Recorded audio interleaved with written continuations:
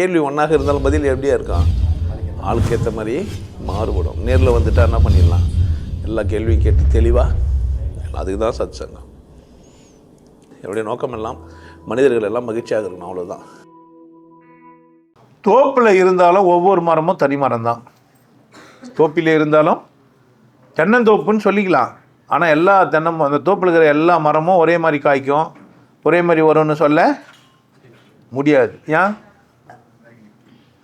அதோட வேறு, அதோட ஸ்டைலு, அந்த மரத்தோட பண்பு, இதுங்கெல்லாம் பார்த்து என்ன பண்ணால் அது மாறுது.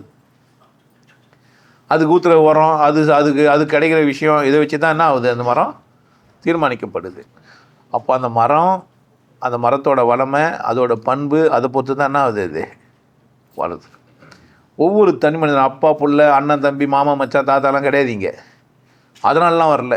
ஹெரிடிட்டி அப்படின்னு சொன்னால் உடம்பு மட்டும்தான் தாத்தா பாட்டியோட சம்மந்தப்பட்டுக்குது. உடம்பு, உள்ளம் இருக்குது இல்லை, அது அந்த உங்கள் பாரம்பரியத்திலலாம் சார்ந்தது கிடையாது. உள்ளம் பொறுத்த வரைக்கும் மனம் அப்படி கிடையாது, தனி. புரியுதா? மரம் தென்னை மரம் தான், உள்ளம்னு இருக்குதுல்ல அது வேறு. நான் மனுஷன்தான், ஆனால் எல்லா மனுஷனும் என்ன கிடையாது, மரம் போன்றோர் மக்கட் பண்பற்றோர்லாம் சொல்லி வச்சுக்கிறாங்க. உலகம் என்பது உயர்ந்தோர் மாட்டே அப்படிலாம் சொல்லி வச்சுக்கிறாங்க. எல்லோரும் உள்ளமும் என்ன கிடையாது, ஒன்று கிடையாது. எல்லோரும் வேறு வேறு தான். நான் பேசுறது ஒன்றா இருந்தாலும், என் வார்த்தைகள் ஒன்றா இருந்தாலும், கவனிக்கிற விதம் ஆளாளுக்கு மாறும். சரி, இது எங்கேருந்து வருது அப்படின்னா, பிறவி குணம்னு ஒன்று இருக்குது. பிறவி குணம்னு ஒன்று இருக்குது. நான் பிறவியில் ஒன்று கற்றுன்னு வருவேன். கொடுக்க கற்றுன்னு வருவேன், இல்லை எடுக்க கற்றுன்னு வருவேன், இல்லை புடுங்க கற்றுன்னு வருவேன், இல்லை திருடுதனமாக களவாடை கற்றுன்னு வருவேன். பிறவியில் நான் என்னவோ கற்றுன்னு வருவேன். என்னை கூர்ந்து கவனிச்சா தான் இது தெரியும். நான் திருடுற பண்போடு இருக்கிறேன், இல்லை புடுங்குற பண்போடு இருக்கிறேன் அப்படின்னு நமக்கே தெரியும். நான் இந்த மாதிரி பண்பு, அடுத்தவங்கள கூட நான் எதையும் ஷேர் பண்ணிக்க மாட்டேன், அடுத்தவங்க நல்லா இருந்தால் எனக்கு பிடிக்க மாட்டேங்குது. நீங்கள் கவனிச்சிங்கன்னா உங்களுக்கு தெரியும். மற்றவங்களாம் சிரித்தா சில பேருக்கு பிடிக்காது. அப்போ நீங்கள் அதுவான்னு பார்க்கணும். நம்ம மற்றவங்க சிரித்தா நமக்கு பிடிக்கலையா, யார் கேட்கணும்? நீங்கள் அதை உங்களே கேட்கணும். நான் மகிழ்ச்சியாக இருக்க மாட்டேன்றேன்னா, அடுத்தவங்களை பார்த்து நான் வெறுப்பாகிறேன்னா, யாரையும் நான் சந்தேகங்களோட பார்க்குறேன்னா, புரியுதுங்களா? சில பேர்லாம் வேலையை ஒருத்தனை கொடுத்துட்டு பார்த்துன்னு இருப்பான், கண்ணு கருத்துமா சேர் போட்டு உட்காந்துன்னு. ஏன் எப்படி செய்கிறாரு? சாப்பிட போனானுங்க, தூங்கிட்டானுங்க, வேலையே செய்யல. என்ன பண்ண முடியும்? நம்ம இல்லை செஞ்சுனே இரு, ஐடியா கொடுக்குறது வேறு. இப்படி செஞ்சால் ஈஸியாக இருக்குமான்னு சொல்கிறது அது வேறு. கடகன்னு வை, அவன் கடகன்னு வச்சுட்டு போயிடுவான், அவன் கடகன்னு ஊந்துடும். அப்படி தானே? என்ன பண்ண மாட்டான் சில பேர். சந்தேக பிராணி, மனைவி, கணவன், எப்போ பார்த்தாலும் இவன் யாருன்னு வச்சுருப்பான். புரியுதா? பலவிதமான மனிதர்கள். எதில்? உள்ளத்தில். அதனால தான் உடம்பை சரி பண்ணுன்னு பாட்டுலாம் எதில்? உள்ளத்தை சரி பண்ணுன்றாங்க. உடம்பு என்னமோ கரெக்டாக தான் இருக்கும், அது பிரச்சனை இல்லை. அது கூட விதியோட, அதாவது பிறவியோட கருமத்தை பொறுத்து தான் அந்த உடம்பை கொடுக்குதான். விண்ணின்று இறங்கி வினைக்கீடாய் மெய்கொண்டு அப்படின்ற உடம்புக்குது இல்லை. அதுவே உங்கள் மனநிலை இருக்குது இல்லை, அதுக்கேற்ற மாதிரியான ஹெரிடிட்டி உள்ள ஒரு குடும்பத்தில் தான் போய் பிறகுறீங்களா நீங்கள், அந்த உடம்பு எடுக்குதான். அப்போது உள்ளம் நமக்கு அந்த மாதிரி இருக்குது. நான் ஆன்மீக பாதைன்ற பேரில் ஏமாற்றப்பட்டுக்கிறேன்னா உண்மையிலேயே ஆன்மீக பாதையில் போகிறேன்னா, இதுதான் இப்போ பேச்சு. ஒருத்தர் குடும்பத்தில் பிறந்துக்கிறாங்க, அண்ணன் தம்பி எல்லாம். ஒருத்தர் சொல்கிறான் எனக்கு கல்யாணம் வேணா, நான் ஆன்மீகவாதி ஆகிட்டேன்றான். ஆன்மீகத்துக்கும் கல்யாணம் வேணான்றதுக்கு எதனா சம்மந்தம் இருக்குதுன்னு நினைக்கிறீங்களா? உடனே அவன் என்ன சொல்கிறான், நான் பாரம்பரியமாக நாங்கள் வேறு மாதிரி வந்துக்கிறேன், என் ஜென்மத்தில் நான் இந்த ஆள், நான் கடவுள். எதை மறைக்கிறதுக்காக ஜென்மத்தை போக சொல்கிறான்? இயலாமையே. அப்போ அவனை நம்ம ஆன்மீகவாதின்னு சொல்லலாமா? அப்படி கிடையாது. ஆன்மீகத்துக்கும் திருமணத்துக்கும் என்ன இருக்குது? ஆன்மீகவாதின்னா இப்படியே பகிரங்கமாக சொல்லணும், எனக்கு பெண்களை பிடிக்கல, பெண்ணோட உறவாடு எனக்கு பிடிக்கல, எனக்கு திருமணம் வானா, தப்பு கிடையாது. அதுக்காகலாம் நீங்கள் ஆன்மீக பாதையில் எடுக்கணும்னு அவசியம் கிடையாது. கல்யாணம் வானா வானா, குடும்பம் வானா வானா, சந்தோஷமாக இருப்பேன் இரு. புரியுதா? ஆன்மீக பாதையை எடுக்கிறதுக்கு கல்யாணத்துக்கு சம்மந்தமே கிடையாது, சாப்பாட்டுக்கு சம்மந்தமே கிடையாது. அப்போது ஒருத்தன் கடவுள் தேடுறவனா இருந்தால், அப்படி அவன் பிறவி தூரம் வந்தால் கட்டாயமாக என்னை தேடி வந்துடுவான். ஏன்? எனக்கு தெரியும், அவனுக்கு ஒத்துப்பான். இங்கே ஆன்மீக தேடல் உள்ளவங்களாம் இல்லை. தன்னை காட்டிக்கணும், நான் பெரிய ஆளுன்னு சொல்லணும், இந்த இடத்துக்கு போய் வந்தால் நான் பெருசுன்னு சொல்லணும், தாடி வச்சுக்கணும், நாமம் போட்டுக்கணும், பட்டை வச்சுக்கணும், காவி கட்டிக்கணும், சாமியார் வேஷம் போட்டுக்கணும், இல்லைன்னா கடகடன்னுன்னா என்ன சாமியாராக போய் உட்காந்துக்கணும், 10 பேரை கூப்பிட்டு வச்சு நான் எதனா ஒன்று சொல்லணும், 2 புக்கை எடுத்து வச்சுன்னு ஈஸி. இப்போ ஒரு கூட்டமே அப்படி தான் இருக்குது. புக்கை எடுத்து வச்சுட்டு வாங்கோ, ஆமாம் என்ன இது படிங்க இப்படிலாம். ஆன்மீகன்னா என்ன நினச்சிக்கிறீங்க? புக்கு படிக்கிறது. புக்கை திறந்து வச்சுட்டு படிச்சுன்னுக்கணும். சுக்லாம் பரதனம் விஷ்ணு சசிவர்ணம் சதுர்புஜம் பிரசன்னம் வதனம் தாயோ சர்வம். அப்படி இல்லைன்னா ஆதியில் வார்த்தை இருந்தது, அந்த வார்த்தை இருந்ததா இன்னும் எழுதிக்கிறானுங்க. ஆதியிலே வார்த்தை இருந்து அந்த வார்த்தை இருந்தது. என்ன இருந்தது?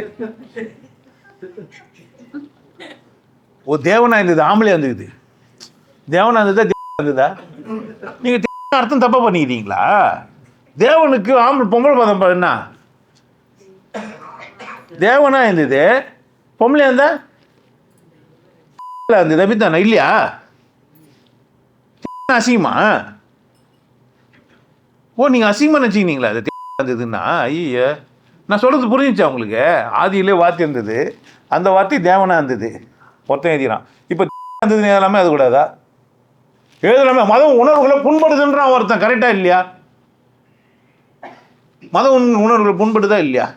அப்படி புண்படுற உணர்வோடு ஏன் தெரியுறேன்னு கேட்குறேன் நான்.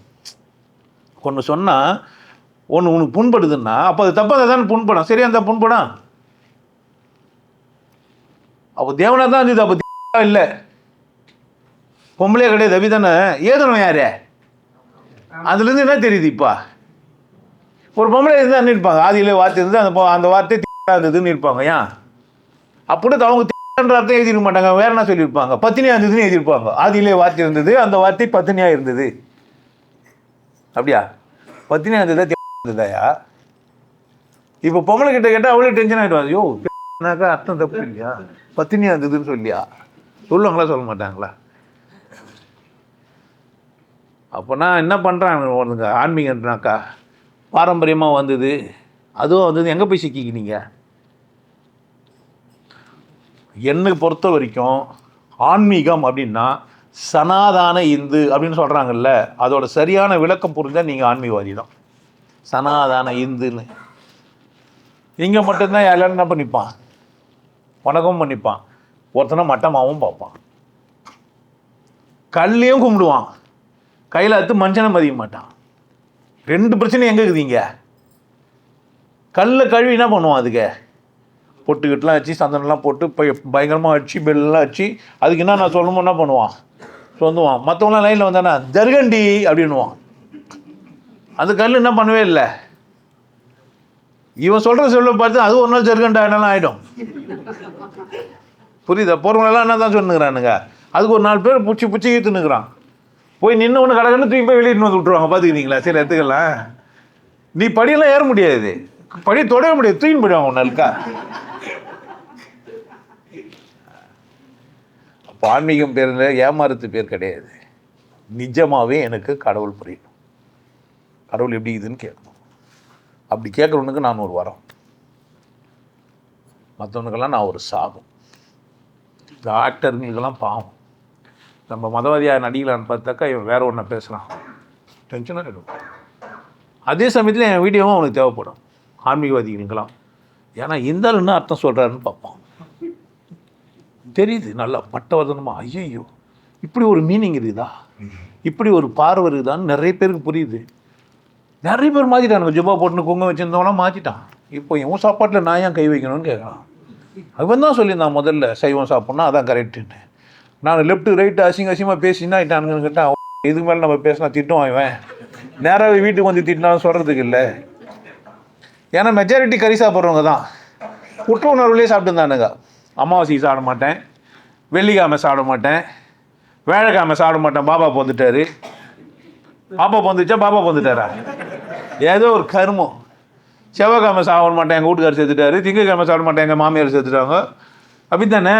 குடும்பத்துக்கு ஒரு நாள் சாப்பிட மாட்டேன்றாங்க. நம்ம சாப்பிடாத நாளுக்கு வாங்கி சாப்பிட்டுக்கணும். ஏன்? விலை கம்மியாக இருக்கும். ஆன்மீகம்னா இது கிடையாது. எது கிடையாது?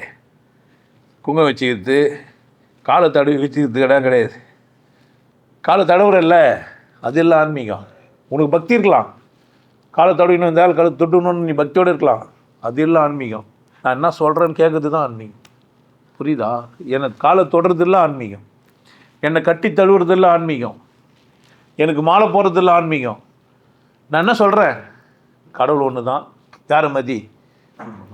உன்னை மதிக்க சொல்லும்போது நீ கொண்டாடினியானா, ஓ நம்மளை மதிக்க வச்சிட்டானேன்னு நீ நன்றியில், இந்த மாதிரிலாம் நன்றியில் போட்டது.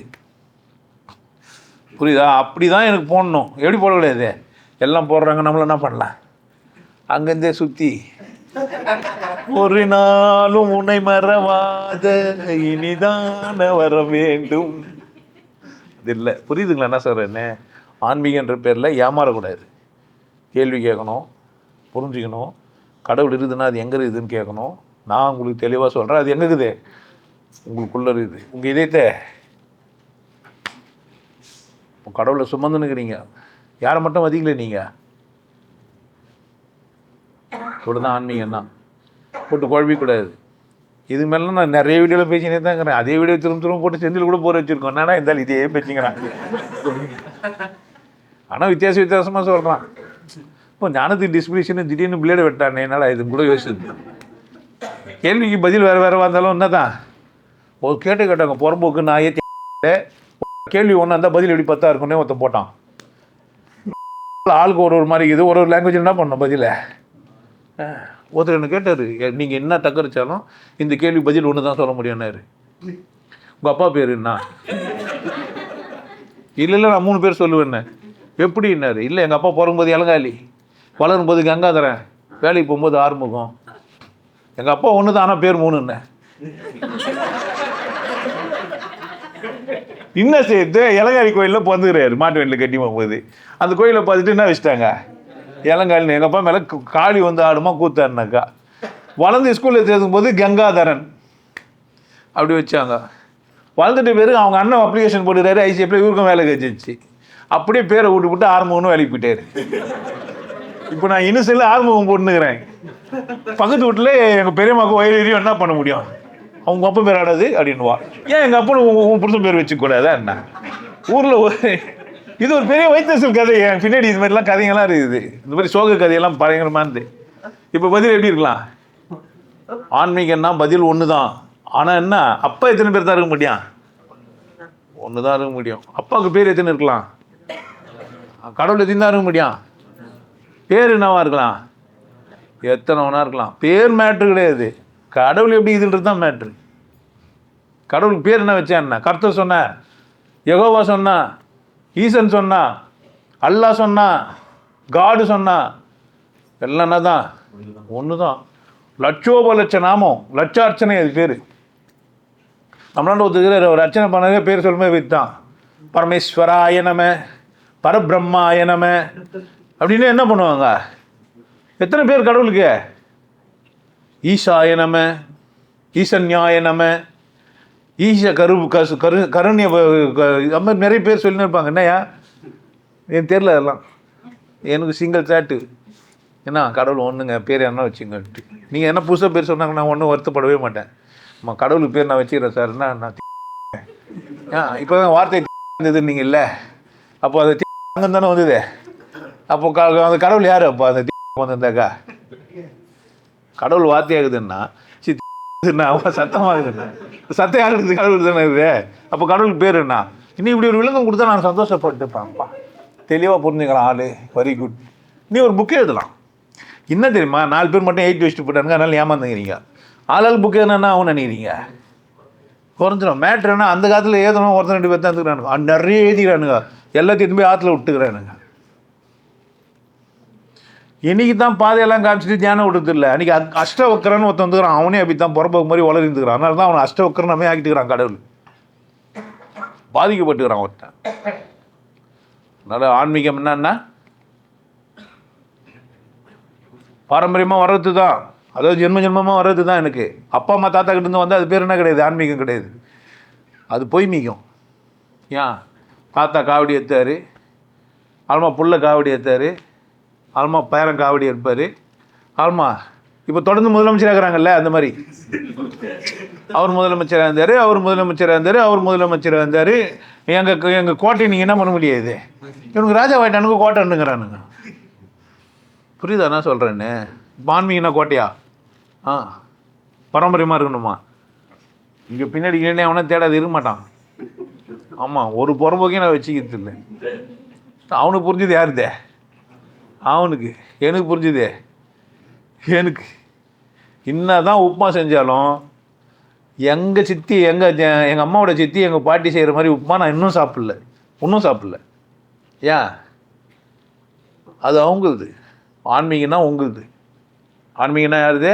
உங்களுது. உங்கள் தாவோ, உங்கள் இடம், உங்கள் புரிதல், உங்கள் வாழ்க்கை. சரியா? ஆன்மீகன்ற பேரில் குங்குமம் வச்சுக்கிட்டு, ஆன்மீகன்ற பேரில் மொட்டை வச்சுக்கிட்டு, ஆன்மீகன்ற போகிற விரலை வெட்டிக்கிட்டு. இல்லை விரலை வெட்டிப்பீங்க? சரி, நான் விரலை வெட்டிக்கிறது வேறு ஒன்று. ஆமாம், நீங்கள் விரலை வெட்டிதுன்னா நீங்கள் விரலை வெட்டிக்க போகிறீங்க. ஆமாம், விரலை வெட்டினீங்கன்னா யாரும் கேட்க மாட்டாங்க, பிரச்சனையும் கிடையாது. ஆன்மீகனா விரலை வெட்டிக்கிறது இதெல்லாம் கிடையாது. புரியுது? ஆன்மீகனா நான் வாழணும், பித்தியார் வாழணும், என் வாழ்க்கையை நான் வரையறுத்துருக்கணும், என் சுய ஒழுக்கத்தை நான் பேணி காப்பாற்றணும், கடவுளை விட விசேஷமாக என் ஒழுக்கத்தை நான் கவனிக்கணும், என்னை நல்லா வச்சுக்கணும், என்னை பராமரிக்கணும். தான். உங்களுக்கு எல்லாருக்கும் ஒரு விஷயம் சொல்கிறேன். ஆனந்த வாழ்வு அப்படின்ற ஒரு கோர்ஸ் யூடியூப்பில் போட்டு வச்சுக்கிறேன். Happy life course. நீங்கள் மெம்பர் ஆனீங்கன்னா ஆனந்த வாழ்வு கோர்ஸை நேரடியாக நீங்கள் யூடியூப்பில் பார்க்கலாம். ஃபேமிலியாக டிவியில் போட்டு என்ன பண்ணலாம்? எல்லாரும் ஃபேமிலியாக போட்டு பார்க்கலாம். ஒருத்தர் தான் சப்ஸ்கிரைப் பண்ணீங்க, 5 பேர் 6 பேர் என்ன பண்ணலாம்? நீங்கள் அதை பார்க்கலாம். வாய்ப்பு பயன்படுத்திக்க. நல்லா இருங்க, சிறப்பாக இருங்க, கொண்டாட்டமாக இருங்க. உங்களை நீங்கள் மதிப்பு மிகுந்தவராக மாற்றுறது உங்கள் கையில் தான் இருக்குது. நல்லா இருங்க. நான் ஒரு வாய்ப்பு, என்னை பயன்படுத்திக்கலாம். நல்லது.